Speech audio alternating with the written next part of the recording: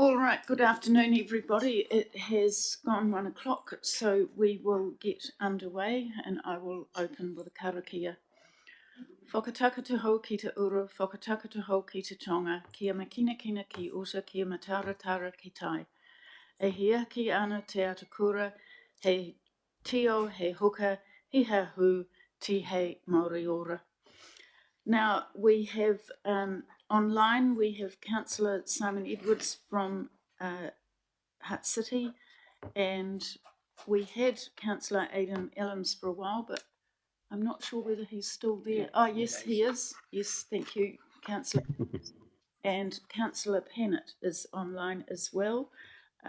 We have an apology from Mayor Mark, and his deputy was Steve Cretney was supposed to be attending, but I don't see Steve online or here. And also online we have Mayor Caffrell, so that actually covers off we don't have any apologies to sign off, do we? You still need to do Mayor Mark and Deputy Mayor Sattler. I thought they...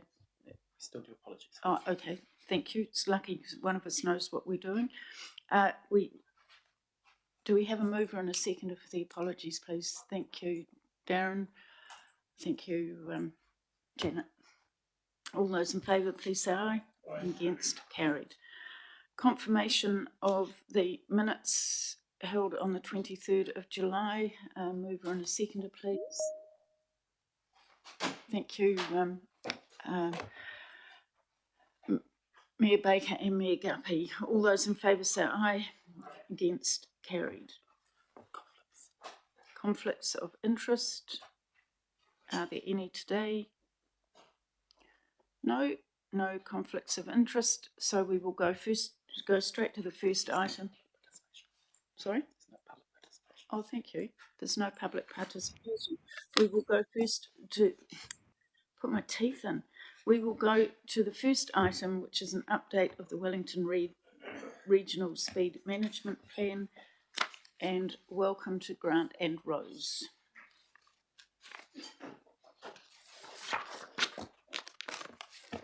Kia ora koutou, good afternoon all. My name is Rose Munro. I've just returned to the Regional Transport Strategy team. I'm looking forward to working with you all. Today we're presenting for decision a report to formally stop work on the preparation of the combined Wellington Regional Speed Management Plan in light of the new Land Transport Rules Setting of Speed Limits 2024. This report follows the decision made by the RTC in March 2024 to pause work on the delivery of the speed management plan as a region, given the signals from the government that the new rule would be forthcoming without a role for the RTC in preparing a regional plan.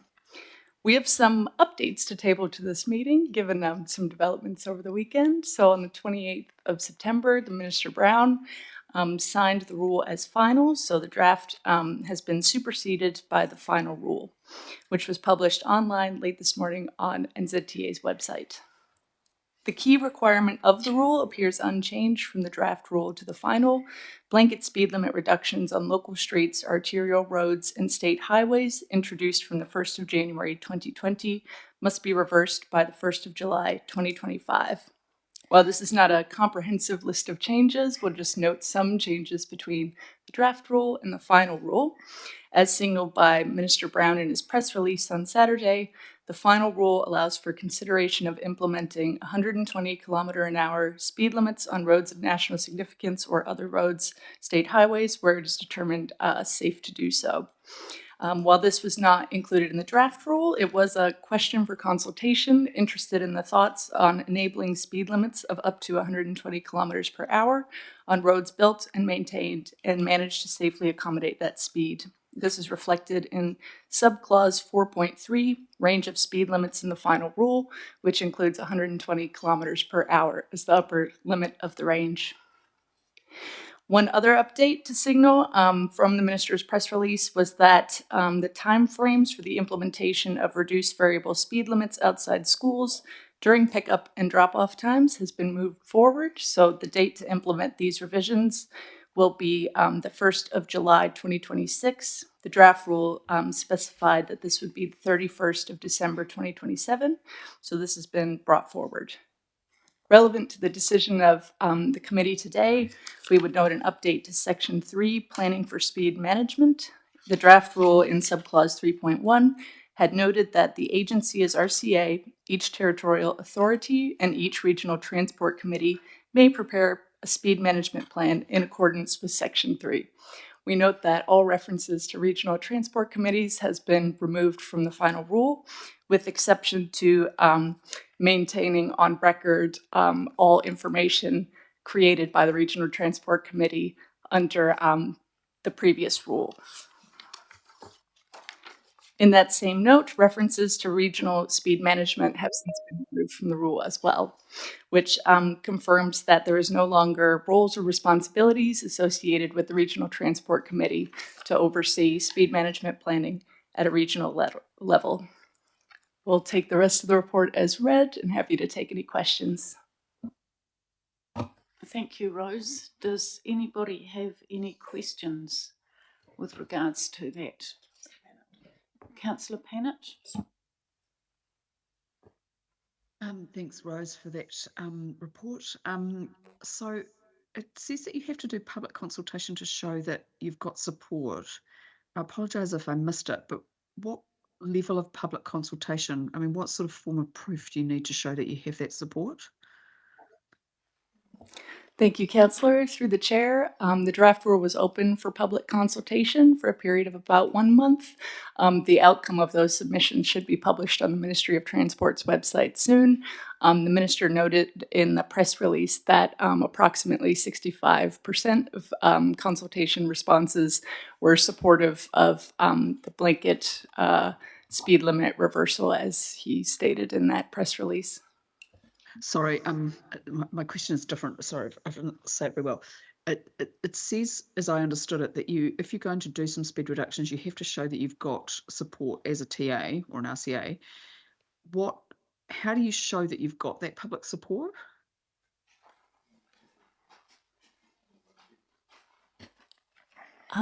Through the chair, in the terms of I may hand this one over to Grant next to me. So through the chair, that's a question I don't, from the reading of the draft, it wasn't established what the level of consultation was required for that. But from memory, it was also a requirement that there'd been a cost-benefit analysis shown as well of the benefits of reducing the speed limit. So in theory, you could, RCA could just point to some previous work it had done to consult and say, well, that's the consultation we did.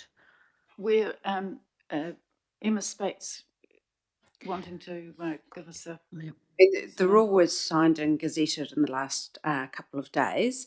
The rule comes into effect on the 30th of October, at which time the regulator, the Director of Land Transport, will publish guidance that will expand on those items. That guidance is not yet finalised. Thanks. Okay, thank you. So Grant and Rose, so I just trying to understand the practical implications. So we put a 30k speed limit in the CBD in Wellington City. I can't remember when we actually did that. Whether it was before 2022, I think so. So does that mean that we have to pull that back? We just have Joe Hewitt from Wellington City Council, who's joining us from the back. Hello, everyone. The short answer to that is probably. The slightly longer answer is that was actually made under the previous speed management rule, so may not be captured because it certainly wasn't done as a blanket speed limit change, as it needs to be changed by the new rule. But that's all matters we're still trying to work through, given that the thing's only been published for a few hours. Thank you. Okay. And sorry, just last question.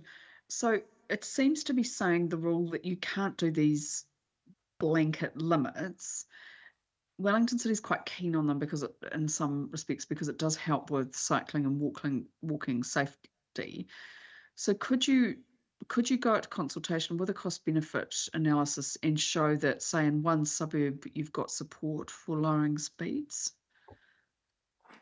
So through the chair, I think it would be probably, at this stage, it would be difficult to answer the question without seeing the specific guidance from NZTA. And I think that particular requirement around what is meant by a blanket speed limit reduction until we see the guidance of that it would be difficult to answer the question. It's clear from the intent about raising the speed limits back to where they were, but how the individual circumstances play out in each council on the basis of the consultation, and whether in fact it was a blanket speed limit or a targeted speed limit, would need to be worked through in the light of the guidance. Okay, so you'll be able to provide that guidance to us, or this advice to you once you've seen the guidance?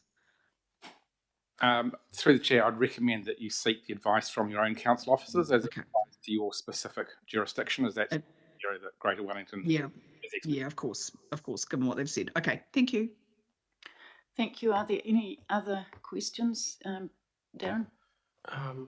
Just trying to understand what happens in instances where speed might have dropped from 80 to 50 or 50 to 30, and the road has been redesigned for that lower speed. For example, putting in speed humps or speed tables for a 30-kilometre zone.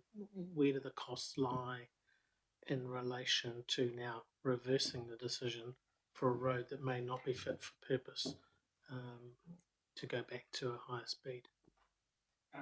Through the chair again, would need to see what the guidance relates to that particular thing. In terms of the funding which is available through the NLTP for that, our understanding is that there is not specific guidance set aside, and that would need to come from what funding is available for the RCAs. But again, until we see the actual guidance and the costs, and also within the wording and understanding that it's where practicable, and that where practicable, one could assume it depends on the availability of the funds to reverse the limits. In respect to your question about the engineering changes, again, that would be a call for the individual council in terms of their maintenance, operations and renewals, or what's left of it if they have any low cost, low risk. So at this stage, it does not appear that there is funding to undo the engineering changes that might have resulted in a physical limitation of 30 kilometres an hour. Thank you. Mayor Baker? It may not even be in this paper, but when will we see the Minister increase from Porirua the limit on TG? We've already got people doing 110. Has he said when that's going to happen? Grant? So my understanding is that when the Minister announced the proposals for the Otaki Expressway, was that because TG has not yet actually been, the construction has not formally been closed out, that would be a matter that would be considered when TG as a project was finally formally closed out. So at the moment, our understanding is it remains at 100 until that formal contractual obligations are closed with the construction and the operation consortia. You know when that date is? No, I don't. Can someone come back to us at some point and tell us when it is, please?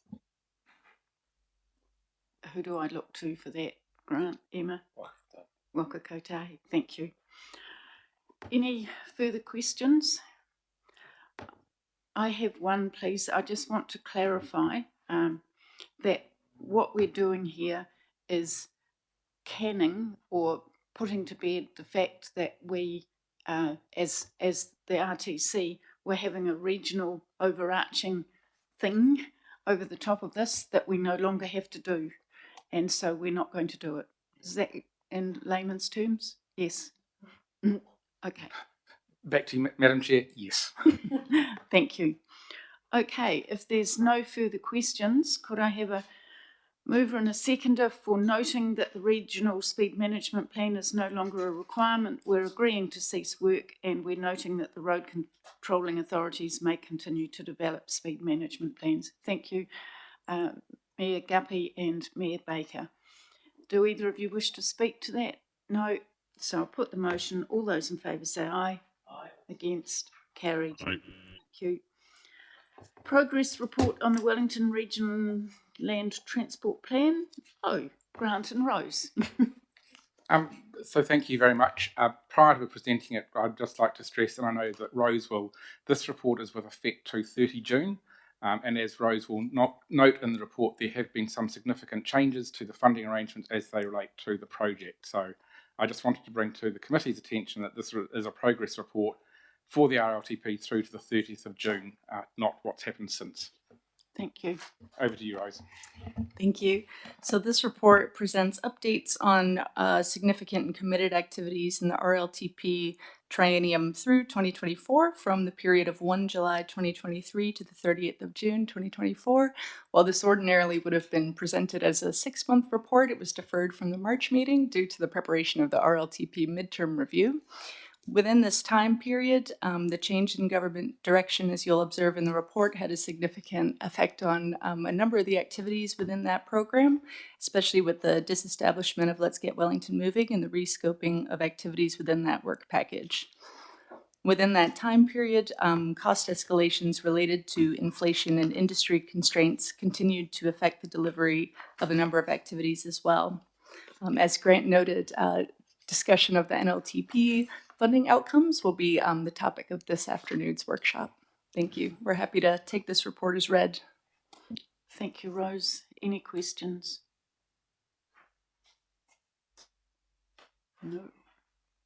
No questions. All right, well, that's for information. Oh, Sorry, Adrian. Sorry. I wonder where... Yeah, sorry. I'm holding tasks at school holidays. I guess a lot of when you look at the reports, it's just because they haven't been funded through the NLTP. Did you sort of count up roughly how many weren't though, and whether you've got concerns about some of these projects being completed?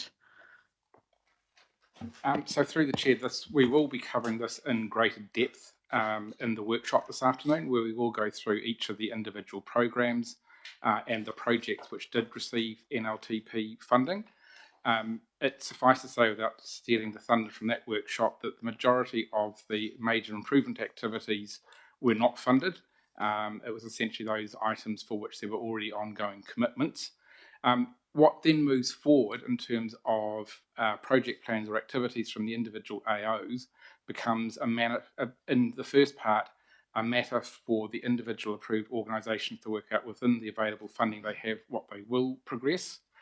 As we will note later, there are concerns because there were a lot of interdependencies between a number of the projects and programs, and those will need to be worked out in terms of what is funded and what is taken forward.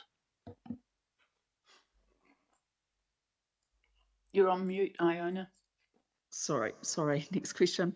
The Strathmore bus, it still isn't entirely working properly, so it's great that the service has been introduced. I don't know if Samantha's in the room, but whether that's just being sorted by term 4 as we discussed. Kia ora, councillors. Through Chair, yes, the number 4 route has got some timetable adjustments that will come into play in term 4, which should sort out the some of the scheduling issues. Great. And Grant, I did have a question about the Golden Mile in Wellington City, but will you cover that in the workshop? Yes, through the chair, yes, we will cover the individual programs and projects in the workshop. Right. Okay. And I also did have a question about light rail, because are you aware that Wellington City is doing a transport strategy and we are looking at some of the work which might be like around looking at what a designation might look like? Through the chair, yes, we are aware of the transport strategy work that Wellington City is working on, and GW officers, including Metlink, are engaged in that work and with your officers in the preparation of that plan and what future options may be coming out of it, and I would assume also any designations that would be required. Great. Okay, look forward to the workshop. Thank you. Thank you, Iona. Darren? Thanks. Just looking on first page of the spreadsheet. At the bottom there, it says additional rolling stock for electrified Wellington region to keep pace with patronage demand, approximately 15 times forecast sets. Now, this is the second tranche of trains, not the current Linram trains, but underneath that in the update notes, it says funding has been approved by NZTA. Now, you for the business, for the business case, but are you sure that that's even the case? I was pretty sure when I looked through that list that this was one of the things that wasn't approved, but which the regional council might make a decision to do by itself? I would need to, through the chair, I would need to go back and check what is in the NLTP. My recollection of it is that the business case is in the possible category, but we can confirm separately back to you what the status of that is, and we'll endeavour to do so by the workshop. Thank you. Any further questions? Sorry, I did have one about the electric bus conversion. Yeah. Is that all right? That was very interesting. So basically saying it's not affordable to do those conversions, it's better to get a new bus. Through the chair, yes, that was the outcome of that. So does that mean then the buses, where do the old buses go eventually? You know, give them to someone else and they're going to pollute somewhere else, or do they get turned to scrap? Africa. House buses on the West Coast. Okay, hopefully use can be found for them. Thank you. Okay, if there's no further questions on that report, at least we've had some good laughs. Thanks, Iona, for that last question. It's brought a smile to several people's faces. That is for information paper only. Thank you, Grant and Rose. And our last item on the agenda today is the update from Waka Kotahi. Emma. Thank you. Okay, so although I would note that a couple of things have changed since we put the slide pack through, but I shall go through hopefully.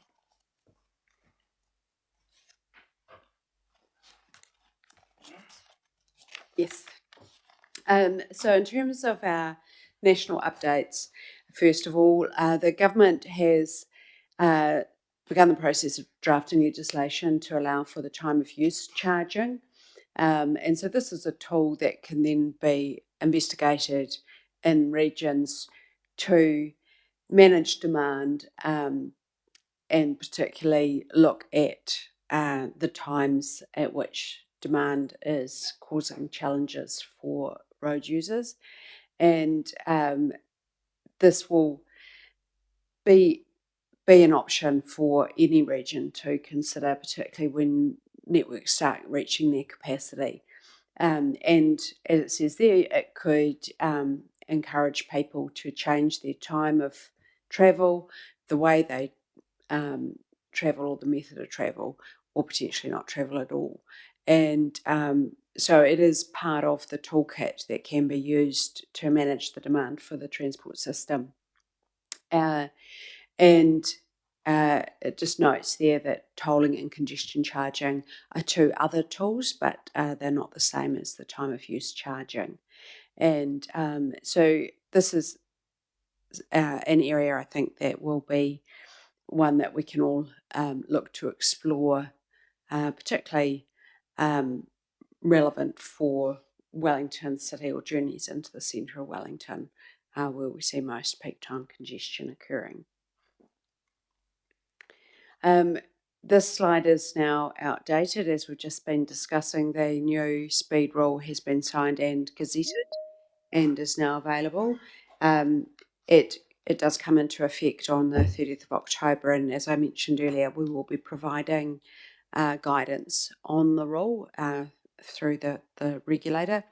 One question has come up is about funding, and the road controlling authorities will be able to seek funding from the NLTF, and so we're really encouraging everyone to get underway with that work early and look for advice from us in terms of how to proceed once we have that guidance available.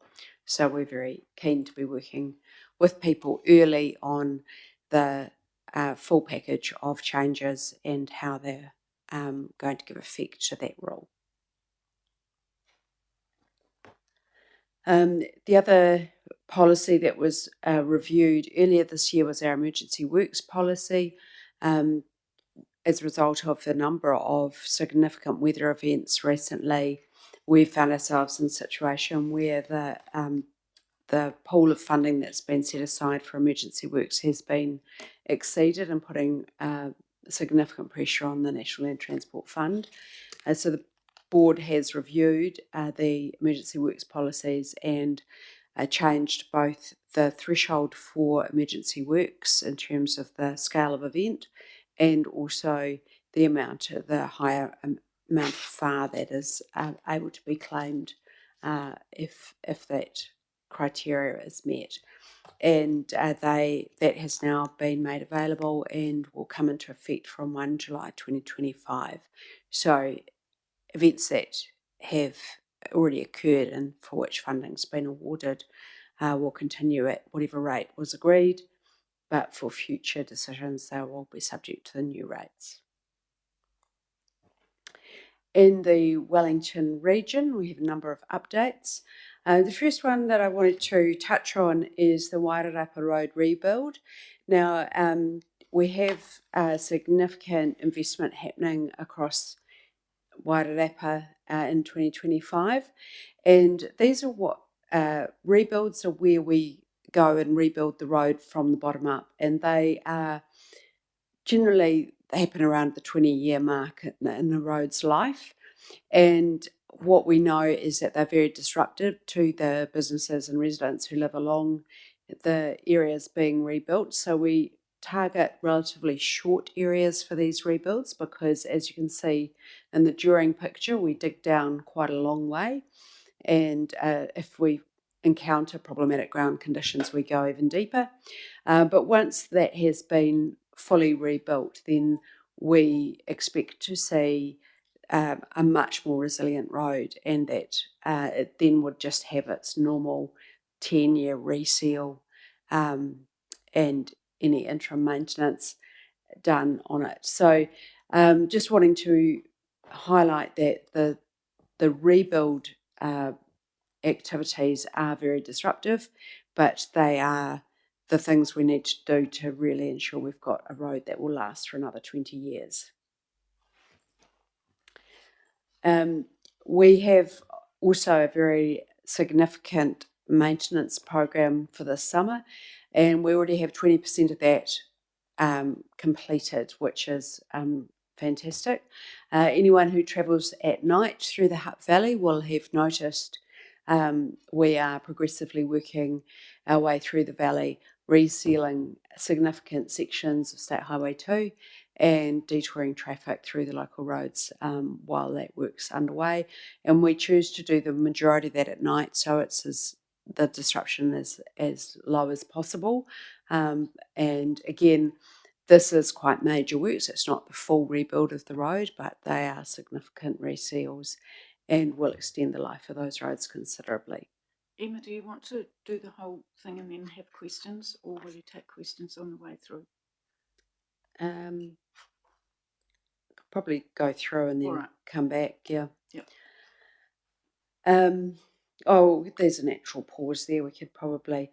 there's one other thing that we don't have in the notes, but we have a major slip on the Remataka Hill, and we are going to be undertaking night works over an 8-week period to repair that. And so that is probably one of the unplanned maintenance activities that we are having to urgently program into the summer program. But the goal is to have that work completed before Christmas, when we see much higher use of the road network. If I could ask a question on that, 7 or 8 weeks of being under curfew, essentially from 9 o'clock, is a long time, especially when there's only one planned escorted tour over, and it's not like our residents have another option. So my question is, to start with, it starts on a Sunday, so anybody coming back from a long weekend that's perhaps come off the ferry has to wait a long time to get back home. As I said, 7 weeks of curfew. it seems an extraordinary long time when we managed to do all the works on the Muldoon's Corner with no road closures at all.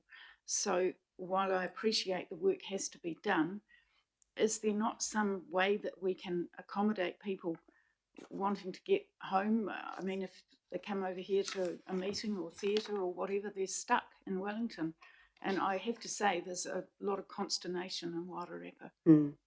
So, and this is a very tricky location. It's a very narrow part of the road.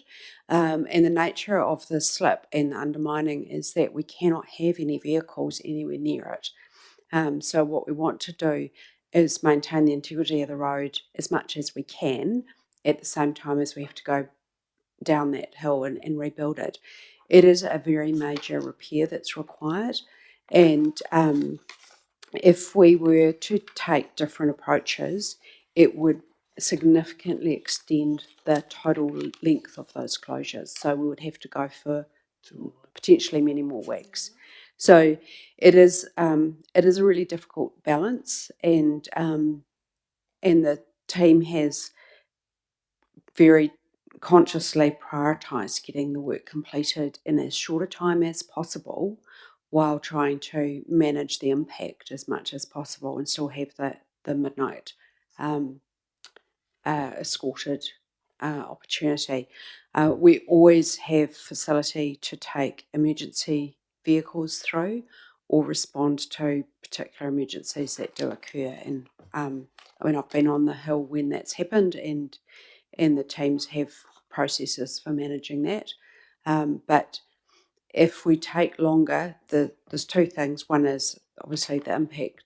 It will be closed for a significant period longer, but it also the site will be left vulnerable to weather for longer, and the priority is to get it remediated and resilient. Okay, we have questions from Councillor Edwards and then Councillor Elms. Thanks for that, Emma. With the changes to safety funding, has the Belmont Domain traffic light on State Highway 2 survived as a project? Are you referring to Owen Street? Yeah.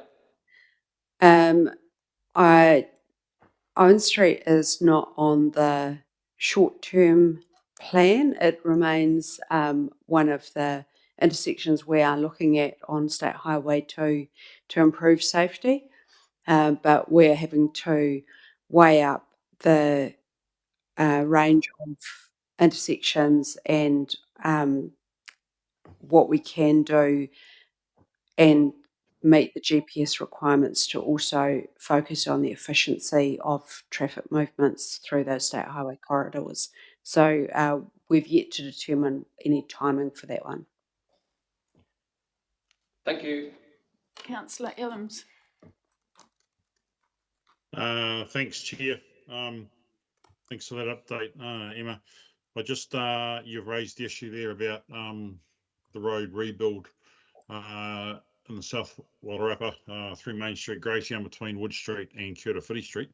You noted that it is disruptive to businesses and communities, and just wondering what engagement will occur between NZTA and the business association or the businesses there on that stretch of road, and when is it planned for this work to occur? I don't have the dates for each of the sections in front of me, but we do have that available, so I can provide that for you. The Wellington Transport Alliance does go out and door knock and deliver notices to each of the businesses and residences that are impacted either directly on the road or because their access to side streets is restricted. And so they work through that and work as much as they can to see if there is a way to provide access. It's not possible in all cases, obviously, because we generally will have a flow where one side of the road has traffic flow maintained and the detour moves traffic in either a southbound or northbound direction. And so that will mean that access to particular properties is not possible for the period of the works. But we always attempt to work very much with those businesses that are affected, and wherever possible, the teams try and make sure the work is completed outside of major events or activities that are planned in the region. Okay. Thanks for that. Yeah, if you are able to come back with a time frame, that would be appreciated. Thanks. Thanks, Councillor Elams. Councillor Pannett. Thanks, Emma. Could you just take me through a little bit more about the difference between time use and congestion charging, and why time use has been chosen over congestion? The short answer, Iona, is no.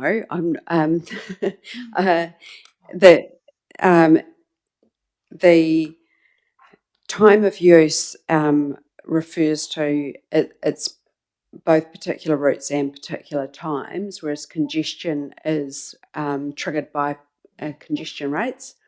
But in terms of the detail behind that, I don't have a detailed picture of that, but I can see if I can find some more information for you on that.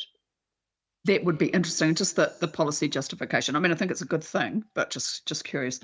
Now, I have asked you about this before, the emergency money. So is NZTA doing long-term forecasting on the costs around adverse weather events? We're not forecasting in a technical sense of attempting to forecast that into the future. We are monitoring what we're experiencing and the demand that it is creating on the National Land Transport Fund. But what we are looking at is, and what we've been doing, is increasing our funding targeted to improving the resilience of the network, so that we're looking to try as much as possible to ensure that our network is resilient to weather events, accepting that there have been recent increases in the number of events that have caused significant damage across the country. So I'm not aware of any specific forecasting of future events. I presume, do you have people, or at least work with scientists, to tell you what the evidence is telling us about degradation to the environment which is causing these problems? I'm sorry, I can't answer that, Iona. It's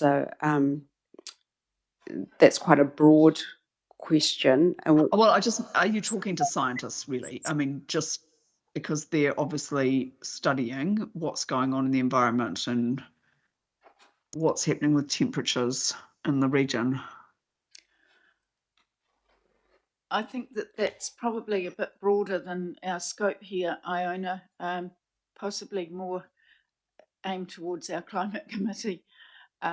Yeah, well, it's just, sorry, Adrian, I guess it's just a question about what sort of planning NZTA is doing. And just, I guess, you know, my frustration, Emma, is that we know what's causing climate change. It's burning fossil fuels. So are you confident that what NZTA is doing in the preventing space is going to help to reduce those costs of cleaning up after emergencies? We're required to give effect to the GPS under the Land Transport Management Act, and that gives us quite clear direction on the areas that we focus on for the land transport system. We don't have a mandate to focus on the wider climate change environmental context, so we do have to keep focused on the areas that are prioritised for us as an agency. Within that, we do focus on what's needed to have a resilient transport system, and that's the area that we're looking at. Thanks, Emma. Mia Caffel.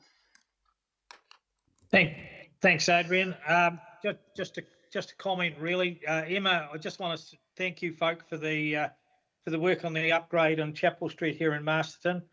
Like most things, we got a bit of criticism from people about how long it was going to take and what sort of problems it was going to cause, but they worked their butts off and got that work done really quickly. And just looking out the window here now, it's just made such a difference. So I'd just like to thank NZTA for the work you did there. Thank you. I will pass it on to the team. They'll be delighted. Thank you. Thank you, Gary. They did the road outside the mayor's window. It is outside the mayor's window, and I wondered if that's why they worked their butts off, actually, Adrian. But anyway. Councillor Ponta, then Mayor Holbrook. Thank you, Madam Chair.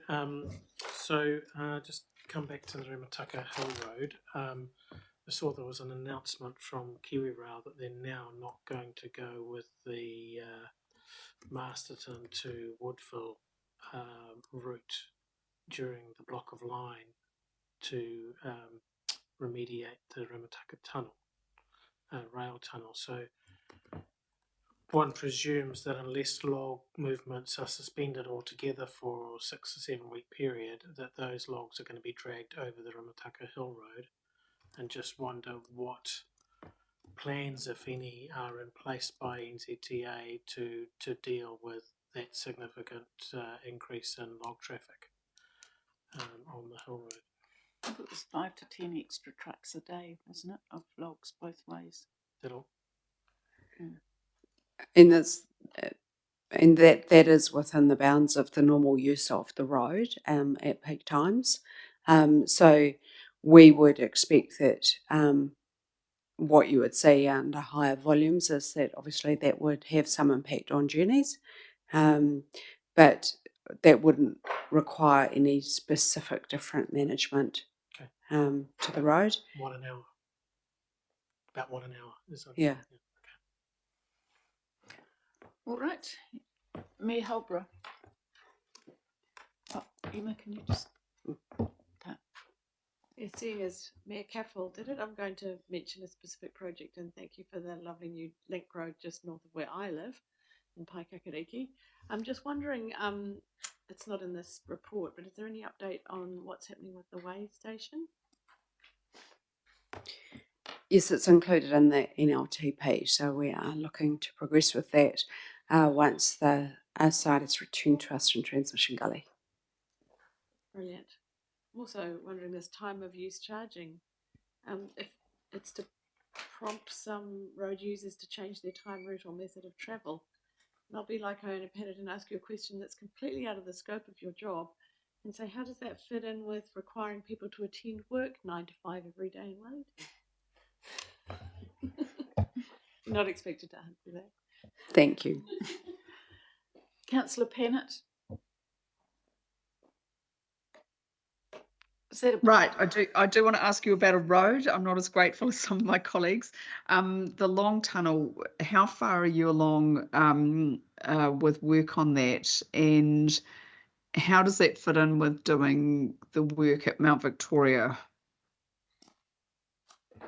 We're continuing to investigate the options for State Highway 1 between the Terrace Tunnel and Mount Victoria Tunnel, including the Basin Reserve. And once we have more to report, we will let you know. Thank you. Okay, so not anytime soon. Thank you. Breathe a sigh of relief, Councillor Pennant. And back to your presentation. Okay, so just a bit of an overview of the National Land Transport Program for 24 to 27.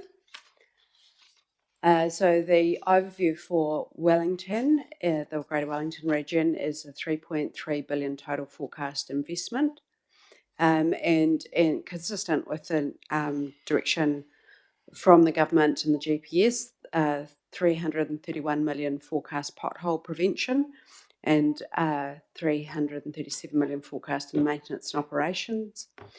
1.1 billion forecast improvements and 1.3 billion forecast public transport. The roads of national significance projects We have 2 in the region, the Petone to Granada Link Road and the Cross Valley Link project. The outcomes sought from these projects is set by the Crown to unlock land for housing, improve resilience and support economic growth.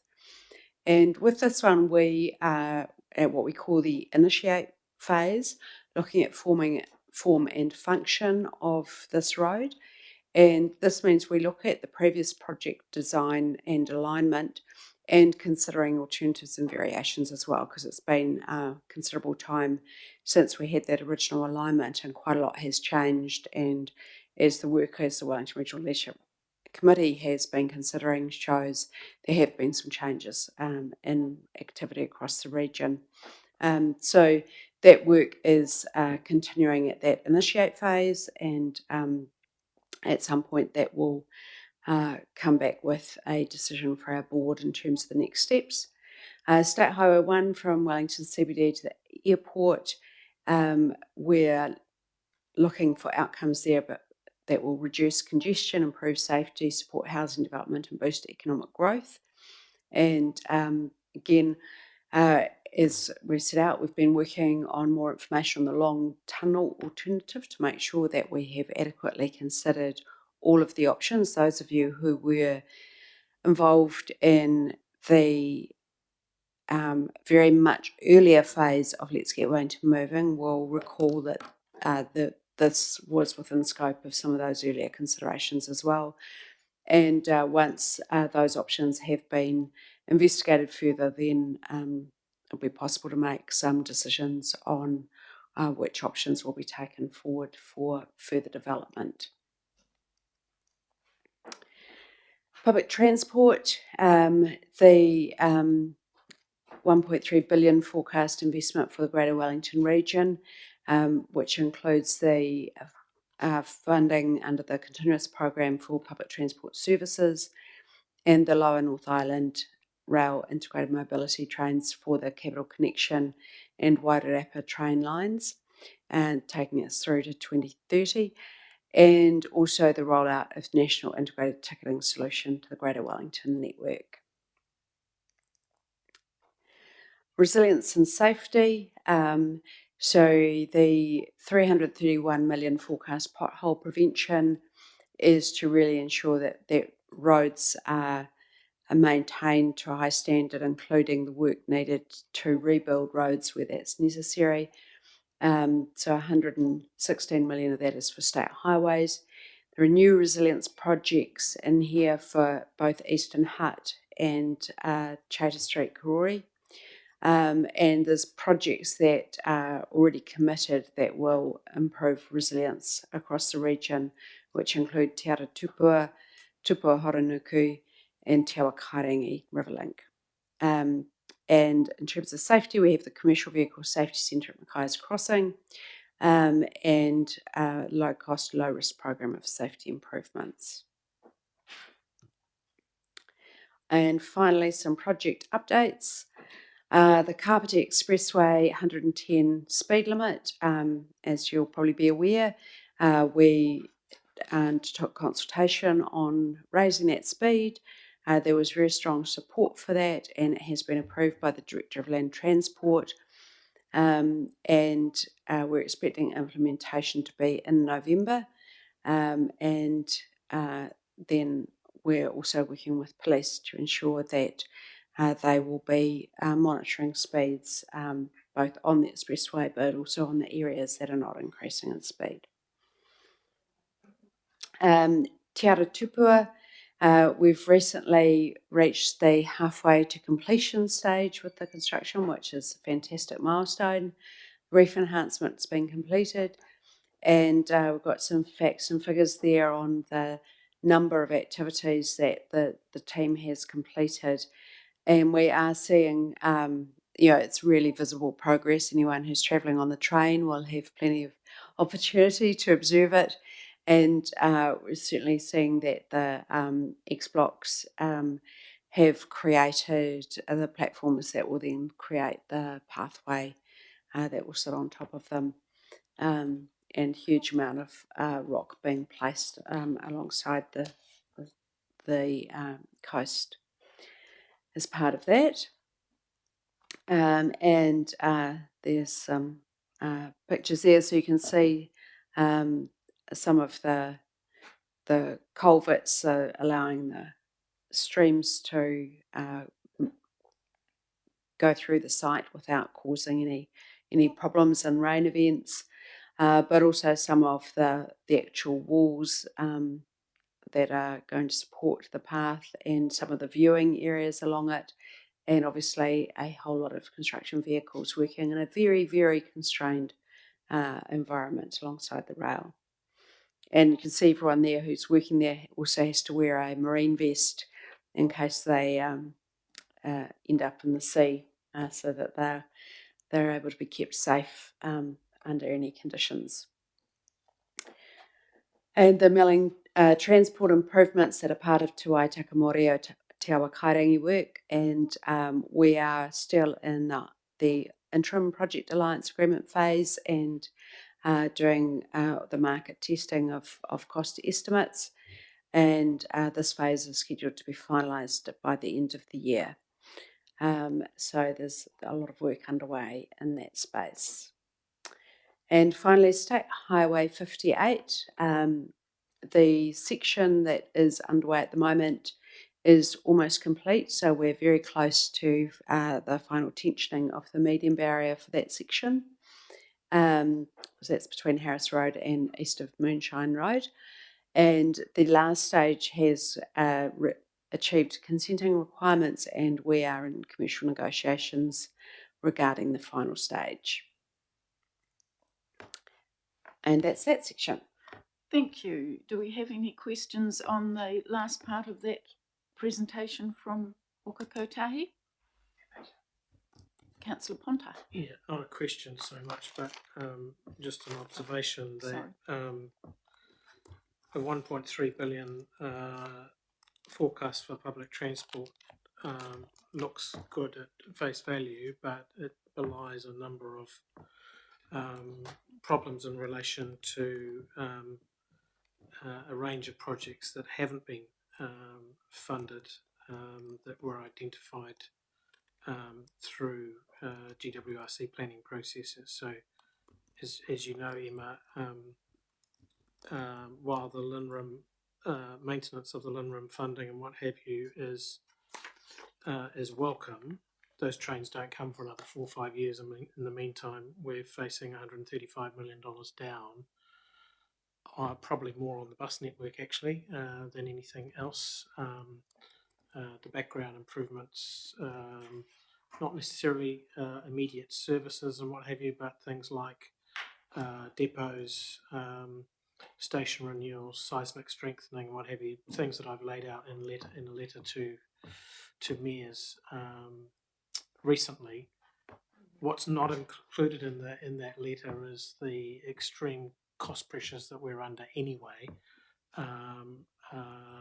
which is leading to conversations that I've never had in my time here at the Regional Council about closing rail lines, and actually about removing lines of service from buses. So we're around this table, you might think, oh well, if they have to go slower on a depot or if they have to do X, Y, Z, that's fine. It doesn't affect the network. The reality is that we may be coming to you in Upper Hutt or Poruru or what have you and telling you that we are going to remove lines of service. So a route or a series of peak or off-peak buses, in order that we can cut our cloth and do some of the things that we actually said that we needed to do that we didn't get funding for, and prioritise those as a regional council. So I'm a bit of a broken record here, but you need to know you don't need to do it. I will do it. Our council will do it. We will bring the bad message ourselves, but there is bad news to come. Thank you, Councillor Ponta. Mayor Baker. Thank you. On 58, Emma, the problem peak hour and at the end of the day onto Transmission Gully and around the inlet at Patanui. Is there any way to speed that traffic flow up? Because it's bumper to bumper going all the way back round to Whitby and right up the link road onto TG. It's getting worse, not better. it's getting slower on 58 than ever before. It's not getting any faster, and the work seems to be getting slower. Is there any way, I mean, those roundabouts will never be open that are coned off, I'm assuming? I'd have to get the team to have a look into the congestion issues, so we can have a look at that. In terms of the coned off roundabouts, the reason why they have been coned off is because we were having problems with wrong way drivers entering. They're still doing it. The They're still on-ramps. going the wrong way on those ramps. We're still seeing it. It's unbelievable, but it's still happening. We do have it across the network. It's always been an issue across this network, and we obviously that's part of the monitoring that we do. So what I probably need to do is get some more information from WTOC and others who can monitor that congestion and have a look at what's both the link road sides from Whitby. So everyone's trying to beat it all, and then when we shut our link road, there's going to be more traffic on it because they're going to come around the waterfront, and it really is unbelievable. I can go through there at 6:30 and not be moving in the morning. It's not like it's not new. Yeah, we can do some investigations into Thank that. you. And I'm sorry, I have to go. Wendy has a meeting, and You're excused. Sorry. Councillor Ellams and then Mayor Cuffle. Thanks, Chair. Emma, you've mentioned there about them reaching the halfway milestone on Te Ara Tupua. How's that progressing time frame wise? Is that on time under the time frame, or is it over? At this stage, it's on its scheduled time frame for completion. Great, excellent. Thank you. Mayor Cuffle.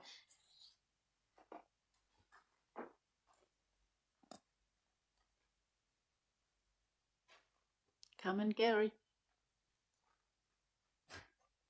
You're on. Sorry, I didn't unmic the up. Emma, just on the potholes, you've got a lot of money set aside for the work on these, but is there going to be a plan come out as to where you're actually going to do this, or where in what order you're going to do it, or is this just at the moment just a wide open sum of money?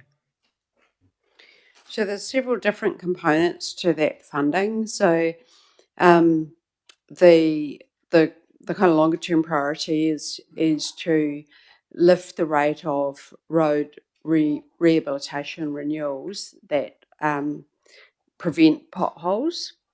So a significant portion of the money is going into that, but there's also the requirement that we fix 95% of potholes within a 24-hour period. So both of those things are happening concurrently. Did you say within a 24-hour period? 95%. So does that mean means that, I mean, we're getting quite a bit of talk about that, but on the Carterton, on Marston to Carterton at the moment, there's quite a few potholes there that people are going on about. So can I tell them that this is coming up, that this is going to be worked on? We do have some particular sites on that section where we have some problems with the seal, and so we're working through those and looking at how we can address those. It is currently our most problematic section of State Highway, and so we are working through that with WTA on how we can address it. Thanks, Emma. All right, thank you, Emma. If there are no further questions, that's our last item. It was information only, so we don't need to do anything with it other than take it in. Thank you. I will close our meeting. Anuhia, anuhia, anuhia ki te uru tapanui, ki wātia, ki mama, ki nāko, ki tinana. Te waroa I te ara takata. Koe rarongo, whakaria ake ki runga, ki tina, huie, tākie. Thank you, everybody. We now have I'll call it a short workshop, looking at our